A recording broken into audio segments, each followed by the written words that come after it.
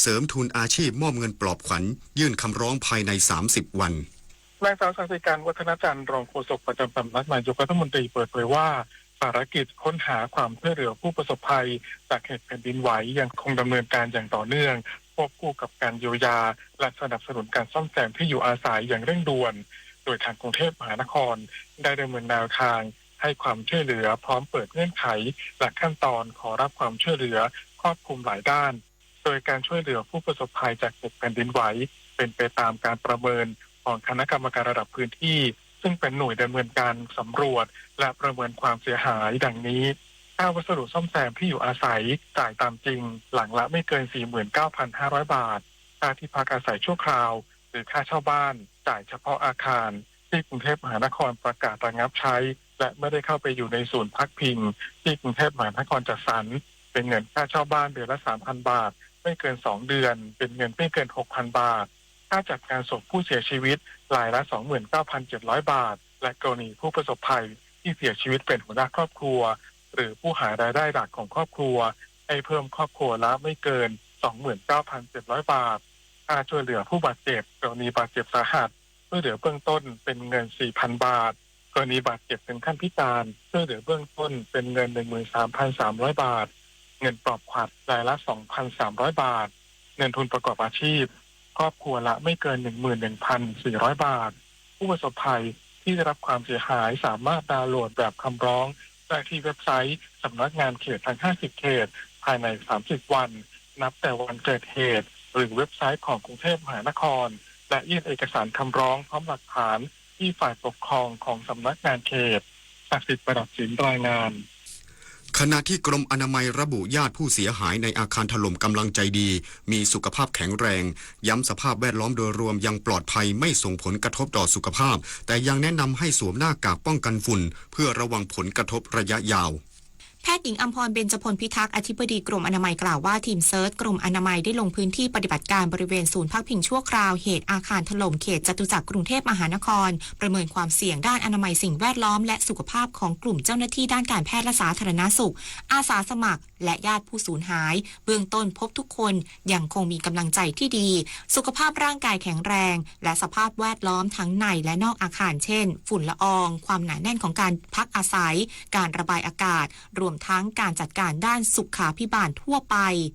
ข้อมูลผลการตรวจประเมินพบว่าฝุ่น PM 2.5 และ PM 10 ในศูนย์พักพิงชั่วคราวอยู่ในระดับปานกลางยังไม่มีผลกระทบต่อประชาชนส่วนน้ำใช้มีการตรวจวัดค่าคลอรีนอิสระคงเหลือแล้วอยู่ที่ช่วง 0.2 ถึง 0.5 มิลลิกรัมต่อลิตรซึ่งอยู่ในเกณฑ์มาตรฐานห้องน้ำห้องส้วมมีความเพียงพอปลอดภัยแต่ยังขาดอุปกรณ์ล้างมือหลังจากเข้าห้องน้ำเช่นสบู่เจลหรือสเปรย์แอลกอฮอล์ซึ่งได้แจ้งให้ผู้ดูแลศูนย์พักพิงชั่วคราวจัดหามาเพิ่มเติมแล้วนับว่ามีความเสี่ยงในระดับต่ำอย่างไม่ส่งผลกระทบต่อสุขภาพขอให้ทุกคนคลายกังวล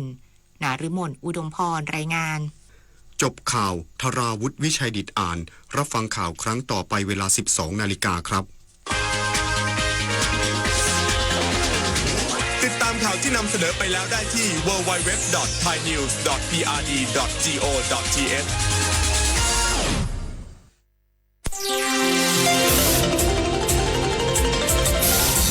วิทยุแห่งประเทศไทย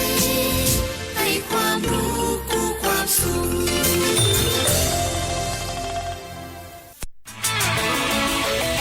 สถานีวิทยุกระจายเสียงแห่งประเทศไทยจังหวัดเชียงใหม่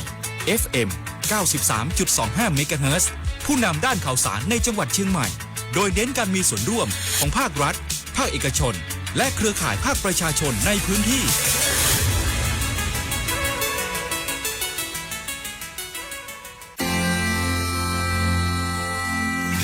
รากฐานสังคมไทยตั้งแต่อดีตจนถึงปัจจุบันเคารพเทิดทูนสถาบันพระมหากษัตริย์เป็นศูนย์รวมจิตใจที่เหนียวแน่นของคนไทยในเวลาที่เกิดวิกฤตทางการเมืองพระบารมีของพระเจ้าอยู่หัวก็ทำให้เกิดความสงบและช่วงที่เกิดวิกฤตเศรษฐกิจปรัชญาเศรษฐกิจพอเพียงของพระเจ้าอยู่หัวรัชกาลที่ 9 พระราชทานให้กับคนไทยก็ทำให้ผู้ที่น้อมนำมาปฏิบัติมีภูมิคุ้มกันและไม่เกิดความเสียหายพระปฐมบรมราชโองการของพระเจ้าอยู่หัวรัชกาลที่ 10 เราจะสืบสารรักษาและต่อยอดและครองแผ่นดินโดยธรรมเพื่อประโยชน์สุขแห่งอาณาราษฎรตลอดไปพระมหากษัตริย์วิทยุแห่งประเทศไทยให้ความรู้คู่ความสุขสถานีวิทยุกระจายเสียงแห่งประเทศไทยจังหวัดเชียงใหม่ AM 1476 กิโลเฮิรตซ์สถานีวิทยุภาคภาษาชาติพันธุ์แห่งเดียวในประเทศไทยที่มีความทันสมัยเชื่อถือได้สร้างอัตลักษณ์กลุ่มชาติพันธุ์สู่สากล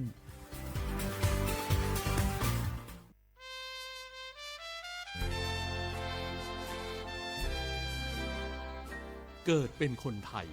เติบโตบนผืนแผ่นดินไทยจงภูมิใจในความเป็นไทยชาติไทยเรานั้นนับเป็นชาติที่มีความเป็นมาเก่าแก่ยาวนานเรามีภาษาวัฒนธรรมและมีสิ่งต่างๆที่เป็นเอกลักษณ์ให้เราได้ภาคภูมิใจในความเป็นคนไทยเราควรเห็นคุณค่าและมีความรักชาติหวงแหนแผ่นดินอันเป็นมรดกของบรรพชนร่วมภาคภูมิใจในความเป็นไทยโดยสำนักประชาสัมพันธ์เขต 3 กรมประชาสัมพันธ์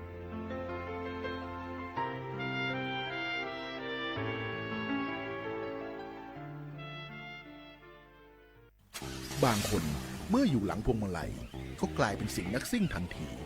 ขับรถต้องเหยียบให้มิดต้องเร็วกว่าไกลแต่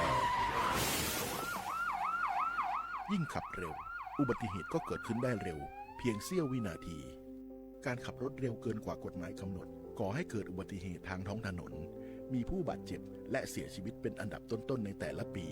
เพื่อความปลอดภัยของตัวคุณเองและผู้ที่ใช้รถใช้ถนนร่วมกับคุณขับช้าๆแต่ถึงที่หมายชัวร์กันเถอะครับรู้รับปรับตัวฟื้นเร็วทั่วอย่างยั่งยืนปรารถนาดีจากสำนักประชาสัมพันธ์เขต 3 กรมประชาสัมพันธ์เพลงนี้ขอมอบให้บรรดาผู้ที่ไม่ยอมแก่ทั้งหลาย เตรียมตัวสู่สังคมผู้สูงวัยใจต้องพร้อมหู้จักอดหู้จักออมวางแผนชีวิตออมเงินไว้ใจในวัยชราบริหารการเงินให้รัดกุมเช่นการทำบัญชีรายรับรายจ่ายของตนเองบริหารหนี้สินให้ดีบ่มีหนี้ดีที่สุดแล้วก้าวสู่สังคมผู้สูงวัยอย่างมั่นคงแก่แต่ตัวแต่หัวใจยังมีไฟด้วยความปรารถนาดีจากสำนักประชาสัมพันธ์เขต 3 กรมประชาสัมพันธ์พี่ยังไม่แก่หรอกน้อง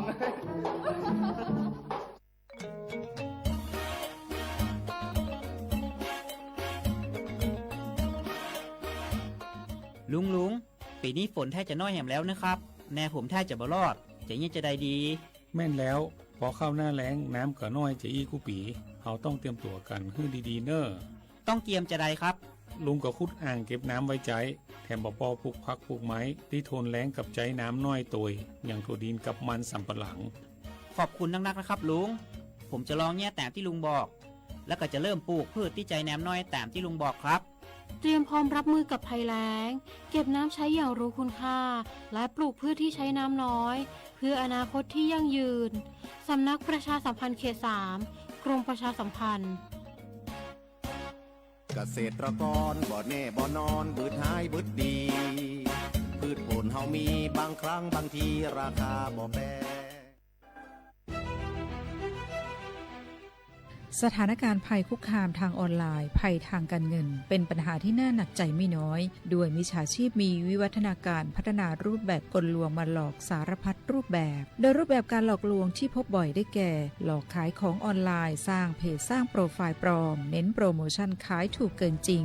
หลอกเปิดบัญชีม้าโดยให้เงินเจ้าของบัญชีเป็นการตอบแทนจากนั้นนำบัญชีไปรับโอนเงินที่ทำผิดกฎหมายหลอกกู้เงินส่งข้อความผ่าน SMS หรือโซเชียลมีเดียรวมถึงข่มขู่บัญชีไปพัวพันกับธุรกิจผิดกฎหมายหลอกลงทุนเช่นหลอกลงทุนแชร์ลูกโซ่สร้างบริษัทให้ดูน่าเชื่อถือให้ลงเงินหรือยื่นผลตอบแทนได้จริงในเดือนแรกๆแล้วชวนให้ลงเงินเพิ่มรวมถึงลิงก์เข้าสู่แอปพลิเคชันปลอมไม่คลิกลิงก์เข้าสู่แอปพลิเคชันที่แนบมาพร้อม SMS LINE หรืออีเมลที่น่าสงสัยไม่ส่ง URL ของแอปพลิเคชันต้องสงสัยต่อให้ผู้อื่นมิจฉาชีพออนไลน์มักสรรหากลวิธี ธีใหม่ๆมาหลอกล่อและโน้มน้าวผู้คนให้ตกเป็นเหยื่ออยู่เสมอดังนั้นต้องมาติดตามข่าวสารและพึงระลึกไว้เสมอว่าบริษัทองค์กรและหน่วยงานที่น่าเชื่อถือต่างๆโดยเฉพาะสถาบันการเงินและหน่วยงานราชการจะไม่ขอข้อมูลเชิงลึกหรือให้ลูกค้าทำธุรกรรมต่างๆผ่านช่องทางออนไลน์ไม่กดลิงก์ไม่รีบโอนไม่ให้ข้อมูลด้วยความปรารถนาดีจากสำนักประชาสัมพันธ์เขต 3 กรมประชาสัมพันธ์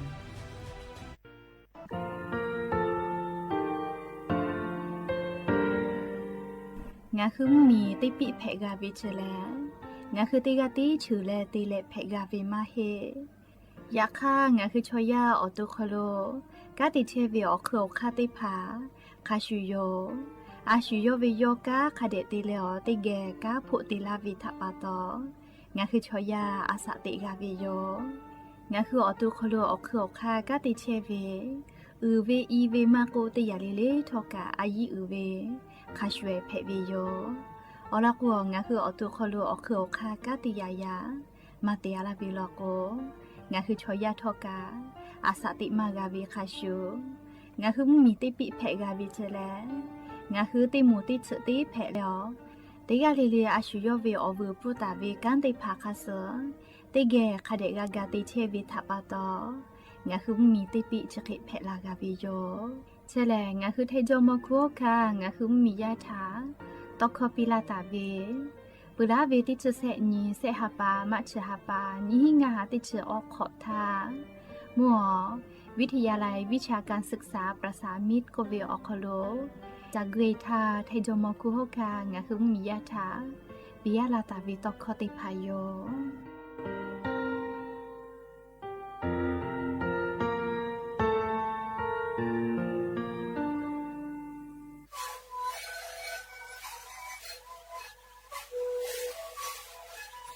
นี่คือมันคือยาแก้เชื้อเวออกเข้าเชื้อแล้วหูเข้าก็คือออกดีแต่ว่าที่ไหนเอ็นมาบ้าเด็กที่โอหาสุดขอบตัวเฮเล่นเล่นหลอกเอาพ่อเอายาแก้เชื้อนาลีและที่ชิ้นนาลีเล่นถือไปเอายาที่นาลีที่แต่แล้วก็มันชอบพยายเล่นเล่นแล้วหูเข้าก็เชื้อเวและงานแล้วหูเข้าก็เชื้อสมามาเข้าดูในดีโอ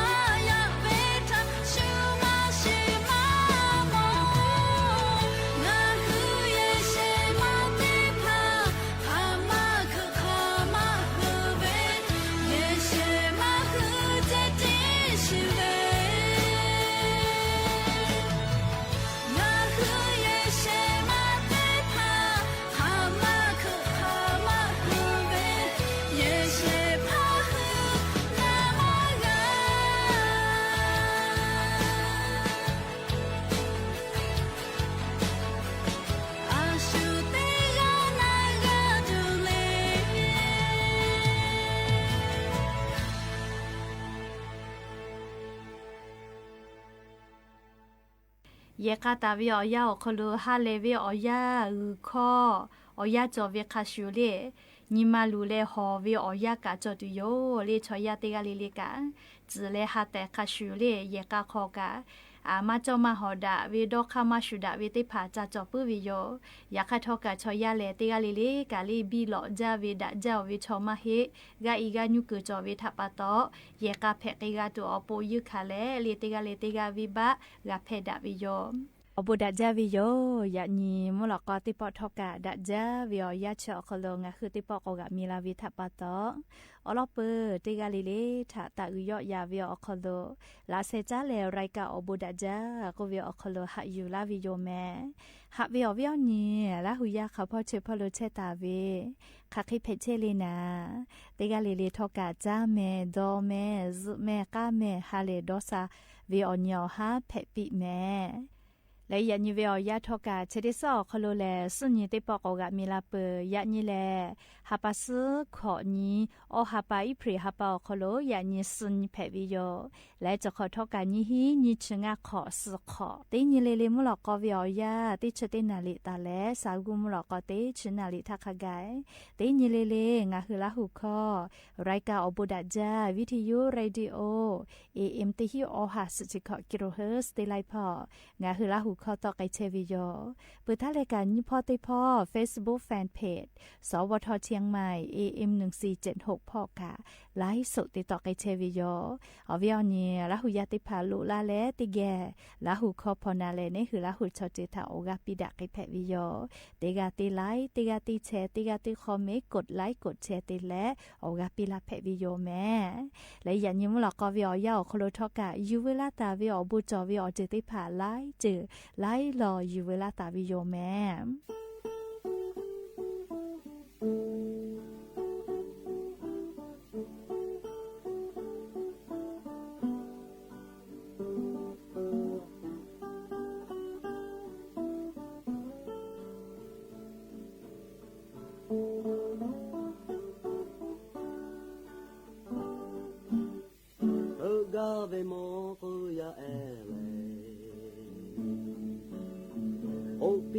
ปีมาปุบาโด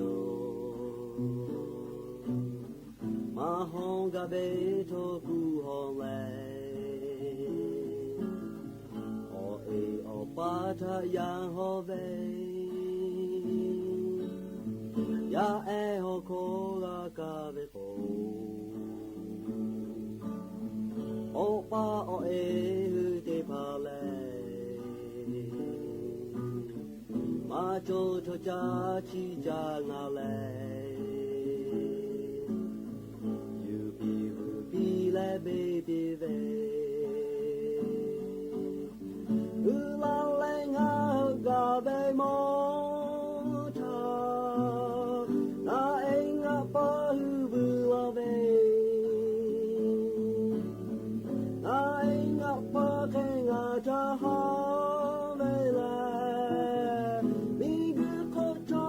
มาโมจาโอปาโอเอยาทหาเมมุเยกะเยเลสุดาเบโยยากะจากะโดตุโกคามาคุเบโทมาคาเมนายาเวเมติจาเลโอปาโอเอเวนิมาโกมุเทมิฮิเวเทเทเลโลหะเทโปจาเบโยเจยาเอโฮโคกะกะเบโอโอปาโอเอ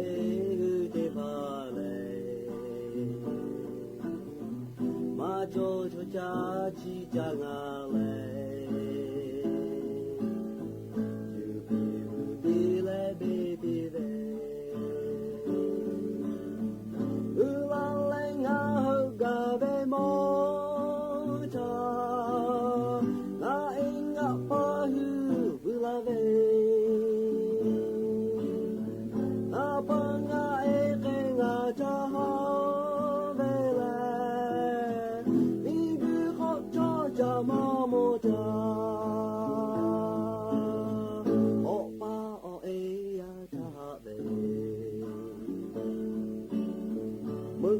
个夜来苏达表，有呀个家个都土坡，阿妈可别着马卡呗。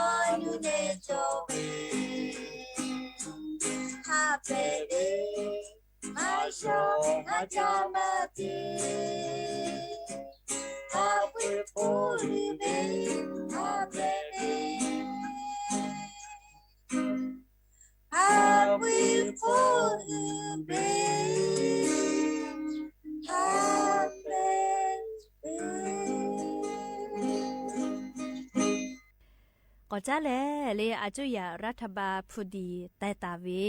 เลจุยมาอยู่จาวิพอผู้เชลลิฮิตุเวผู้ดีจอวิโยเลเชเวอคโลแลเลก่อนทูเงินกู้กยศกเวโยเฮก็ยันเนไลกาลอกว ก่อนถูเงินกู้กยศจะเวียคโลเลพุชแล้วลิฮิออเปกาเตกาเลมาขอเซวิกามาจาโลเจจะเวียมาขอเซมาแผ่แม่ลิซาวิงาวิโกเวทัปโตกาขอเซวิโยเฮกว่าจะได้คือเวียยาเรียงอ่ะคือกรรมการติพาเรียลิฮิและพุชฮิตุเวพุดีจะเวียคโลกรรมการติพากุเวแลงาคือเงินกู้กยศเตียวิติผ่านะลีโนฮือแล้วจีชาเวเลคาเดเซลาวิโลโกไม่กะจีชาวิติปติคาเปเซลาวิโลโกเลเงินต้นก็เป็นนะงาเปอร์เซตาเลติชเปอร์เซยอลาตุโยเจอลุยอลามาเจ้าเลงาเปอร์เซติชเปอร์เซยอลาเวเลเลต่อไปฮะเตกว่าตีเซลก็มือเจติกาคือเวนะเลยโอเคติชเปอร์เซขกายยอลาวิเจเรียเงินต้นนั่นนี่คือสาวีเรียกว่าเงินกู้กยศชกะเรียงอ่ะคือพุทธเลลิกาฮิออเวแล้วก็น่าเรียห่อเวียเนียวน่าอปุกะขเดดอนปีแม่เรียดอสกัสเปวิญมาจอเลียวขเดขอเซปีเรียโนพุทธเลลิฮิออปุกะเตียวกาเรียฟูมากก็ขอเซเวแล้วก็ห่อเวียเนียวน่าติพาเรียขาคิเตเลเรียพุทธฮิตุเรียมาโจแม่เรียกก็งาคืออปอยติพายาปยามิถาเชเปียเวลก็เกาปอยเอกาลิขาเวลาคนน่ะเลยยามาเสก็ปอยกากาเสลาวิแม่เรียกแต่ละมาเสแต่เวลาก็กะมีเวลเลี้ยวค่ากฎหมายแต่วิจอเรียสุจิกษณะโคโลซากาตะลาวิแม่เรียกว่าจะได้คือเวลยาเนไลกาจิแม่เรียผู้ที่ตัวเงินกู้กยศจะเวลโคโลสเกเลติปอยกามาจากขอเสลามาจากจ้าดาลาเวเรียหาจากจ้าดาลาจิแม่เรียธนาคารกรุงไทยโคโลลิโนคือแลมาเสเวลก็แลเรียสุจิกษณะโคโลเวลิติพากาลาตุโยจิแม่ลิผู้ดีชองาคือมีเวผู้ดีแผ่วิแม่ลิสเกเวติยาธากาขอเสเวมาขอเสมาแผ่เรียเฮก็หาวิก็เวยกาติพาลโกไลกาผู้ดีชเวทัปโตลิกาฮิออเลกากาติจาเพซาปอซาเกเวกะจอเลียเฮก็งาหัวคอนอวิยาอญอนาติพากากอลอวิแม่เรียกเฮก็โนคือกากาชฮิออปูเวลโกเลคาเดขอเซปีเลเงินกู้กยศชกางาฮือจีมายิจาวิพอกาดะเกตุวิผู้ดีนะเลียเฮก็งาฮือชาวิชอติพาคาเดขอเซปีแต่ก็แลเลียจะได้คือเวียคณะกรรมการเงินกู้กยศพอกางาคือมียาผู้ดีจอเขารู้เชื่อแกวิชอติพาติปอติตีดีต่อไปเดี๋ยวคนเซชาคนเซติปอติจะขอเสลาวิลโกเลียงาเปอร์เซตาเลติชเปอร์เซยอลาตุโยเจเลียคนจะกะเลียงาคือเงินกู้กยศเขารู้ดีชาวิชอติพาเลียฮ่าขอเสกาวินมาจอลาตัวปนเลียคณะกรรมการเงินกู้กยศพอกะออกคติพาจะเกกุตาวิจิแม่เลียจะกะยูเวลาและงาคืออวิญญาณหุยติพาทาอลอสตาติพาจะเกกาลาวิโย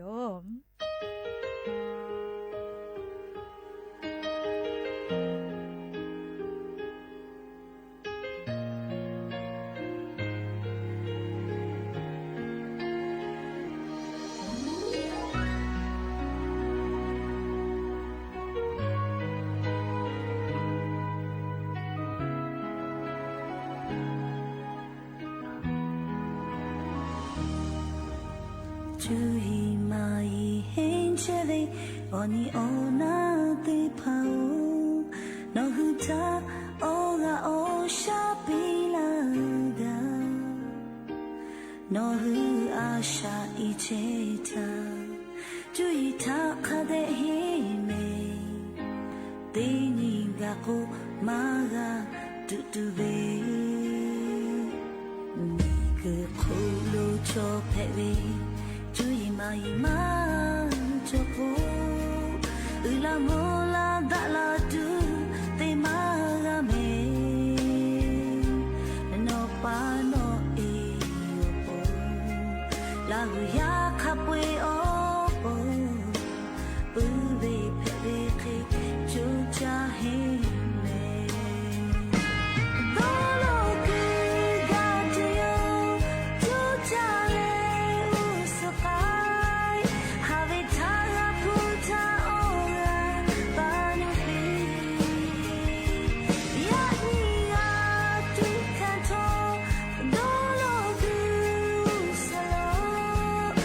Shahale vi no opo lo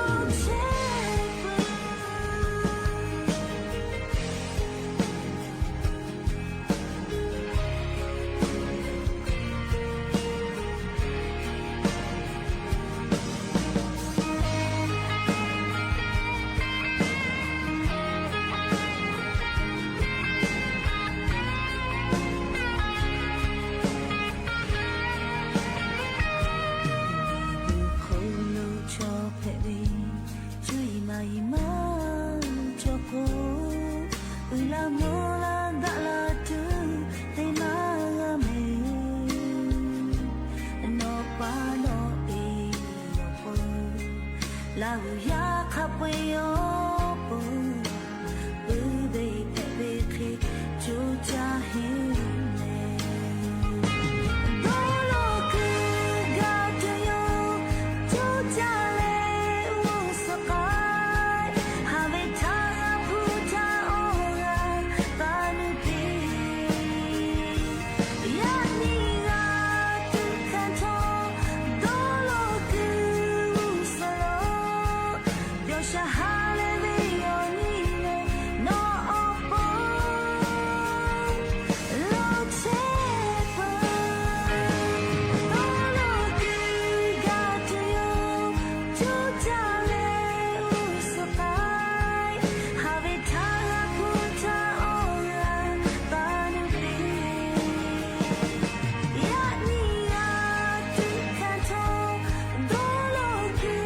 wo sa lo yo sha ha le ve yo ni le no o po lo che pa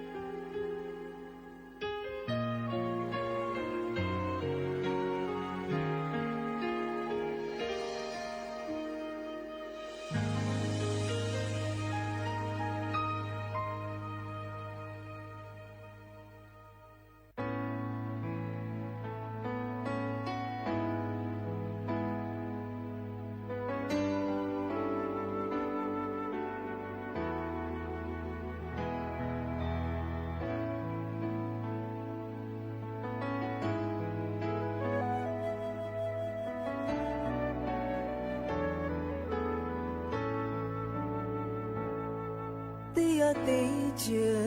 shi ta ve no kho cho ve ju yi cho je bo chi ba ha ti kai lo ma pa ma shi ti no ta te che cho je bo yo ko nga hu la hu hon da pya ve bo sha ve cho ta ve khe pu shi yu to le cho je bo yo hu chu cha che khe do ka bi ba o ga o sha pi la ba lo ja ve no ka la hu nga ka la hu ya shi ti tri ta ta le ya ni ga hu tri ga la ha ku o ku shu sha ku lai po ha ta la tu ve o su la po na ve la hu ya ve me fu chi a ke u la da la tu po lo ja na ve la hu ya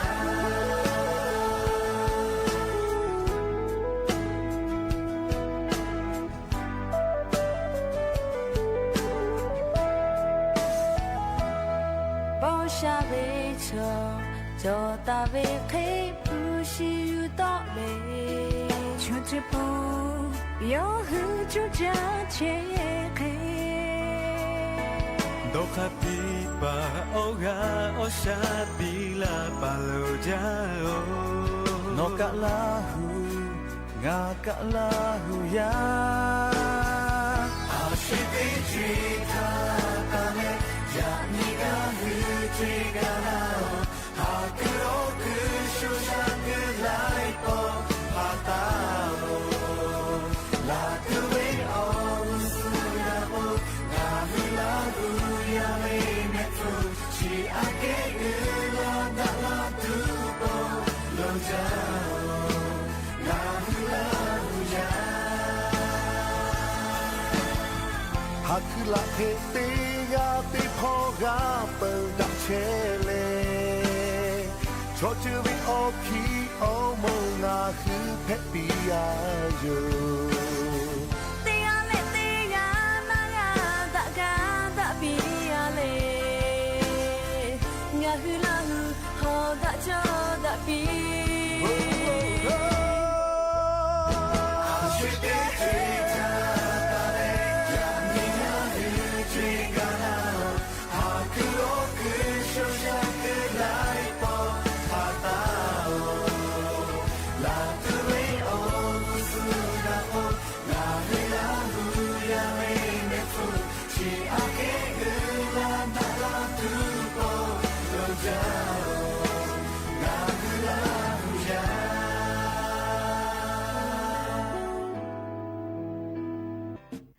อเวียวนี่ละหุยาติเผานะหูกูนาจอลา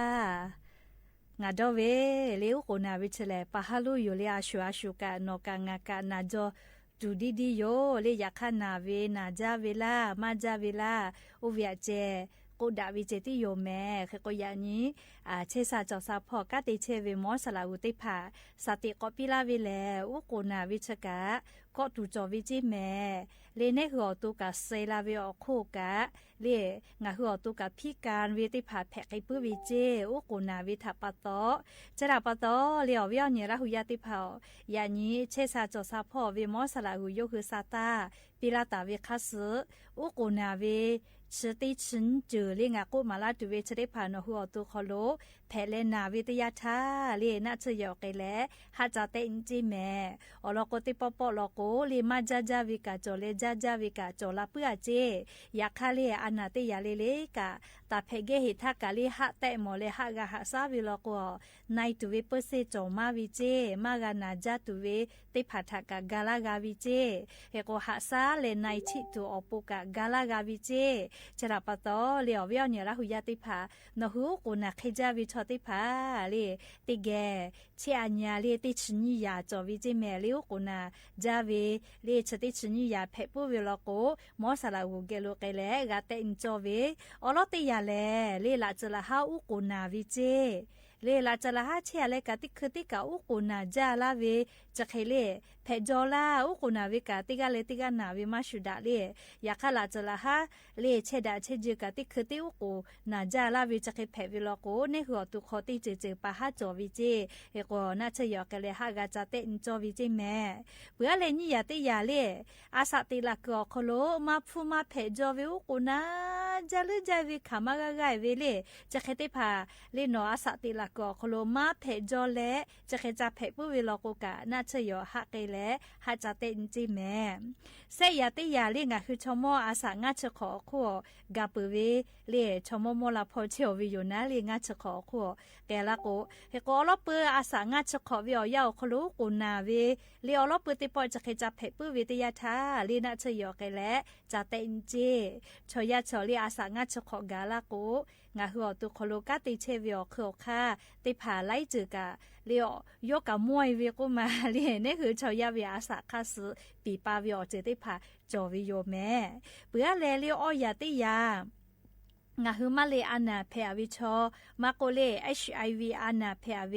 แลลิภูมิแพ้ก็เวนาเลยามิมายาหัวเวอานาายามิมายาหัวเวอานาไม่นาเลยยามิมายาหัววิชอติผานะเลโนฮือ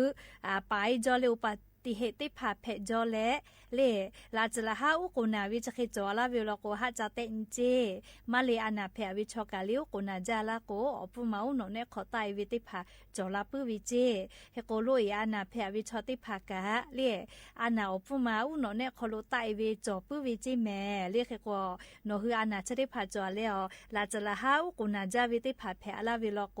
นาจะยอขโลฮาจาเตอินเจและลิงายาติยาติผาโลโกเลอสวุยปื้อเวก็มาเลอสวุยปื้อเวนะเลมาจะแพ้กับอสวุยเวแค่ก็เลสกาตอกโอกานะมาเจปื้อปื้อไกเวเลจะแค่ติผาแพ้วิชอกะนอคือและเลอุกุนาเวลาจะละฮะจะแค่ติผาจอเวลโกมอสลาวูเกโลไกและหากาจาเตอินเวเจขอยาติยาอุกุนาและเลคือก็ละก็ชูเลออกามาจอจวยเมมาเจเจไกเวนะเลจะแค่ติผาแพ้เวลโกกะน่าจะยอไกและหากาจาเตนิเวเจสยาติยาอุกุนาและลิสาติโกสากาทินาเฮวินะนิสุเซโซขอดูจะเคติแผวิโลโกกะหากาจาเตอินจอวิเจฮิยาติยาอุกุนาเลอพิโยโยไกเวเลพิโยโยฮอนาชนาเตเลอุกุกาทินาเวเลเฮเที่ยวเตียกานะอุกุคอนาไกเวเลจะเคติผาแผปื้อวิโลโกกะน่าจะยอไกและหากจาเตอินจิแม่ก็ยาติยาเลตุมือกูเกากูนาเลเมื่อเลติปอกตัวกูเกากูนาจะเคยแผวิกาน่าจะยอขอกเลยหาจาเตนเจ